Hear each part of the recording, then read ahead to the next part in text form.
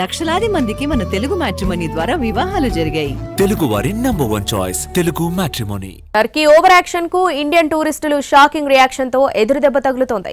Azerbaijan, Turkey దేశాలను తెలుగు టూరిస్టులు boycott చేస్తున్నారు. పెద్ద ఎత్తున టూర్ ప్యాకేజీలు రద్దయిపోతున్నాయి. ఒక్క ఆంధ్రప్రదేశ్ నుంచే 1000 కోట్ల రూపాయల వ్యాపారం ఆగిపోనుంది.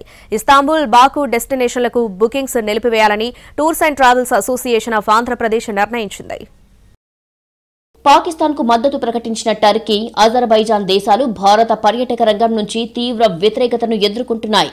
ఒక్క ఆంధ్రప్రదేశ్ నుంచే ఏటా 12,000 మంది పర్యాటకులు టర్కీ, అజర్బైజాన్ వెళ్తున్నారు. ఈ లెక్కన ఏటా కనీసం 1000 కోట్లు ఒక్క ఆంధ్రప్రదేశ్ టూరిజం ద్వారానే రెండు దేశాలు సంపాదిస్తున్నాయి. ఈ స్థాయి పొటెన్షియల్ బిజినెస్ పొందుతున్న టర్కీ, అజర్బైజాన్లు పాకిస్తాన్ కు సపోర్ట్ చేయడం పట్ల ఇండియన్ టూరిస్టులు రగిలిపోతున్నారు. బాయ్కాట్ టర్కీ నినాదంతో పెద్ద ఎత్తున క్యాన్సిలేషన్లు చేసుకుంటున్నారు. Tours and travels association of Andhra Pradesh అప్రమత్తమైంది. అక్కడికి వెళ్లే పర్యాటకుల భద్రతకు ఇబ్బందులు తలెత్తవచ్చనే ఆందోళన నేపథ్యంలో సాధారణ పరిస్థితులు నెలకొనే వరకు బుకింగ్స్ నిలిపివేయాలని నిర్ణయించాయి.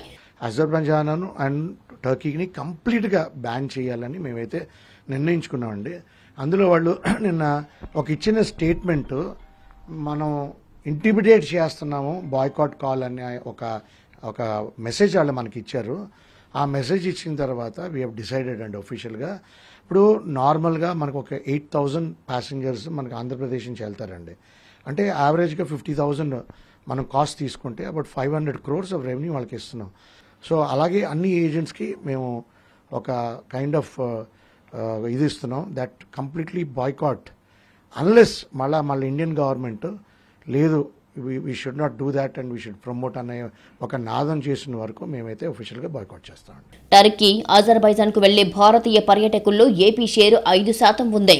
ఇక్కడి నుంచి ఏటా 1000 కోట్లకు పైగా బిజినెస్ జరుగుతోంది. వాస్తవానికి ఇస్తాంబుల్ కంటే బాకు వెళ్లే వారి సంఖ్య ఎక్కువ. కారణం వీసాల పేరుతో టర్కీలో జరిగే దోపిడీ. ఆ దేశం వెళ్లేందుకు అఫీషియల్ వీసా ఛార్జెస్ 4,000 నుంచి 5,000 మధ్య ఉంటుంది. కానీ అక్కడ ఆపరేటర్లు 20,000 వరకు వసూలు చేస్తున్నారు. దీంతో పర్యాటకుల మీద భారం పెరుగుతుండగా వీసా ఛార్జెస్ పోగా మిగిలిన 16,000 ఎక్కడికి పోతున్నాయో అర్థం కాని పరిస్థితి. టూరిజం మాటున ఇది పెద్ద స్కామ్ అంటున్నాయి ఇండస్ట్రీ వర్గాలు. కేంద్ర ప్రభుత్వం లోతులు తవ్వితే వీసాల పేరుతో జరుగుతున్న అదనపు వసూళ్ల గుట్టంతా బయటపడే అవకాశముంది.